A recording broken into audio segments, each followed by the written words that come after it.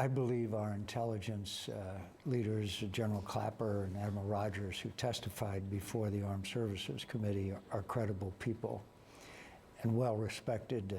General Clapper, I think, had 53 years of experience in the intelligence business. And yes, intelligence authorities have made mistakes in the past and been wrong in the past, but what they're saying is there's a long history of Russian attempts to affect the outcome of our election. You know, here's the deal for me. I think he's worried that inquiring into what Russia did in the election is going to undermine his credibility and his legitimacy. Quite frankly, I haven't heard any Democrat at all of prominence say that we doubt that Donald Trump won. Putin's not the reason that Clinton lost and Trump won. I don't think anybody's saying that. So, Mr. President-elect, that's not what we're trying to do. What we're trying to do is find out what the Russians did in our elections and make sure that other people, including the Russians, won't do it next time. No doubt in my mind that Russians interfered, that John Podesta's emails were hacked by the Russians, not some 14-year-old kid or 300-pound guy, and that the DNC was compromised by the Russians. And it seems pretty clear to me that WikiLeaks got it from the Russians. It didn't affect the outcome, but they tried to interfere in our election. So he's going to be the defender of the free world here pretty soon. In a couple of weeks, Donald Trump will be the defender of the free world and democracy. You should let everybody know in America, Republicans and Democrats, that you're going to make Russia pay a price for trying to interfere. Even though it didn't affect the outcome, they tried to interfere and they need to pay a price, and I don't care what their motives were. Why do you think he continues to question intelligence on this? I think he's worried about it undermining his legitimacy. You think it's totally about, it's personal? I really, because he said it's time to move on. Remember when he was asked about, I think maybe on New Year's Eve, you know, let's just get on with our lives. Here's my retort to that. Our lives are built around the idea that we're free people, that we go to the ballot box, that we, you know, have political contests outside of foreign interference. You can't go on with your life as a democracy when a foreign entity is trying to compromise the election process.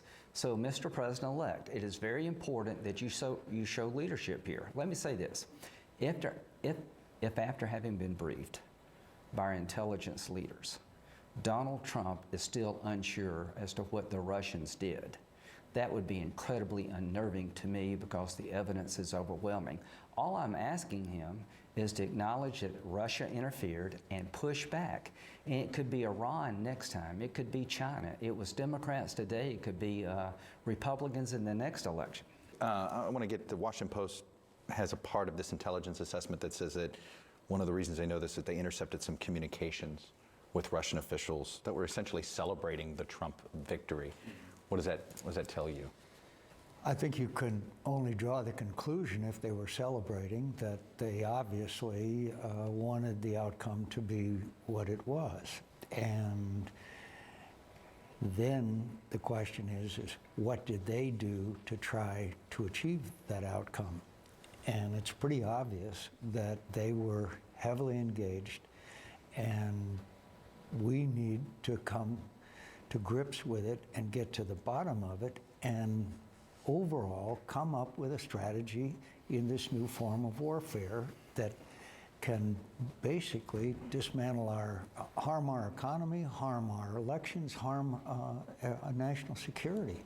Where should this investigation go from here? You guys are focused on the larger issue of cybersecurity, frankly, protecting democracies around the world. But what about, should there be an investigation about whether any of the campaigns had any interactions with Moscow, with any... I would like to see a select committee. Apparently that is not in agreement by our leadership.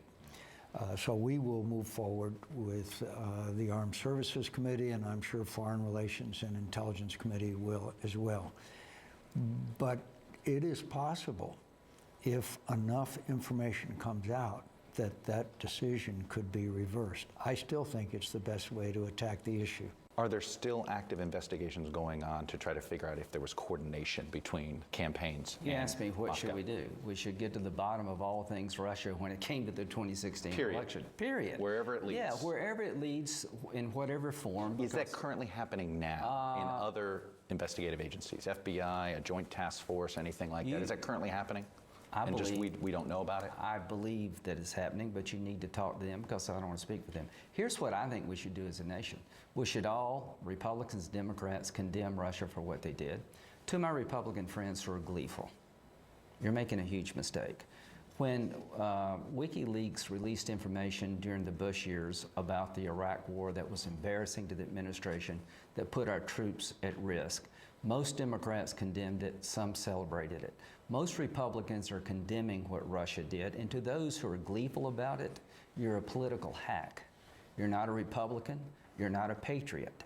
If this is not about us, then I'll never know what will be about us. Because when one party is compromised, all of us are compromised, and here's what I'm going to do with Senator McCain.